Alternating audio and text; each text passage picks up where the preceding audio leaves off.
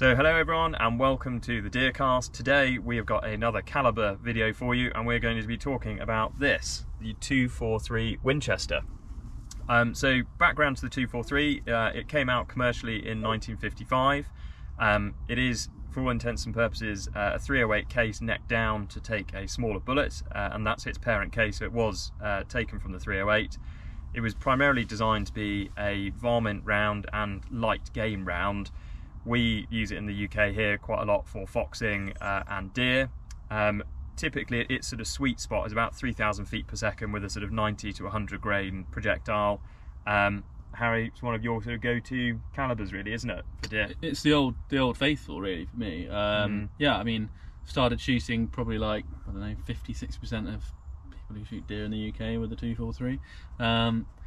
And I mean, you just can't really go wrong with it. It's just, it does everything. It'll do, you know, you can shoot foxes with it, like 60 grain bullets with plastic tips, like, you know, plastic like.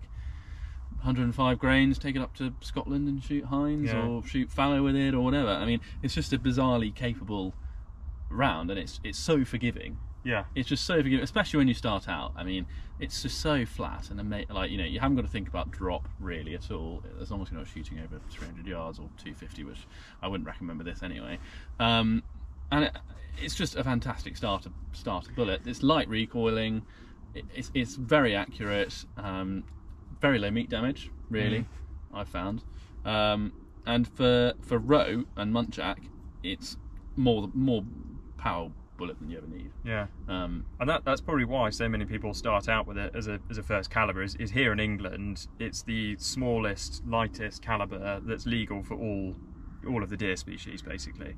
And so, from a police point of view, they'd prefer you walking around with something like this than a 308, for example. Yeah, exactly. in our experience. Yeah, exactly. I mean, but with the lack of size and the constraints of physics, I guess, comes the drawbacks, which it does have, which is range, really. If you're shooting a 243, you don't really want to shoot, I found, anything over 150 yards, 200 yards.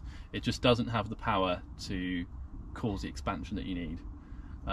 So it just doesn't have the power, you know, especially for the larger deer species. For fallow specifically, if I shoot a fallow at 200 yards with this before, which I have done, I find they run quite a fair distance. Maybe that's just me. Yeah. Maybe it's just my shooting. Could well be. I'm sure there are thousands of people out there who shoot fallow with it all day long and they've never had a problem. But my personal experience is if you shoot fallow with this over 150, it doesn't. Yeah. It's not as reliable. So one of its drawbacks is possibly lacks a bit of punch, distance, and I suppose bullet weight wise. In terms of, I can't remember what the maximum is for a 243, but you're unlikely to see anything beyond sort of 110 grains, I think. That's probably its downside. I have found, having butchered and skinned deer for other people that have shot with the 243, is sometimes you do get a bit of bruising underneath the hide. But as Harry says, otherwise it's not like a 7mm Rem mag that literally demolishes carcasses. No, exactly. And that depends on bullet weight, really. And yeah. If you're loading the heavier stuff, it's pretty minimal. I mean, I'm used to shooting 2506, so that's pretty disastrous, but this in comparison is pretty good.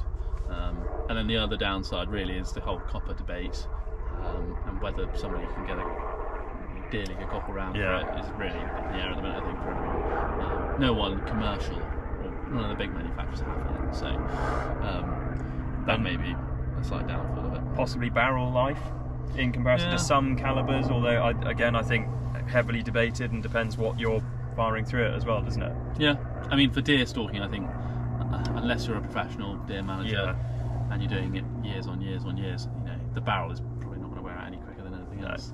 With 243, if you're shooting, say, 200–300 rounds a year, even. I mean, I think the barrel life is something like 5,000 or 6,000 rounds at a minimum, so probably going to rust out the rest of it before you do that. But no, you're right. It is quite hot, and it does. If you're shooting steel targets, the lighter rounds, because it's so fast, really chip away at it, and it does destroy moderators. Or the fast rounds really do. I've got some 56 grain stuff, and that seems to completely destroy mods.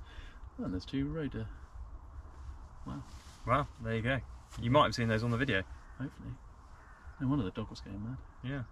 There you go. And advantage is flat shooting, relatively inexpensive in terms of ammunition. Yeah. Low recoil, and just very capable little round. Yeah.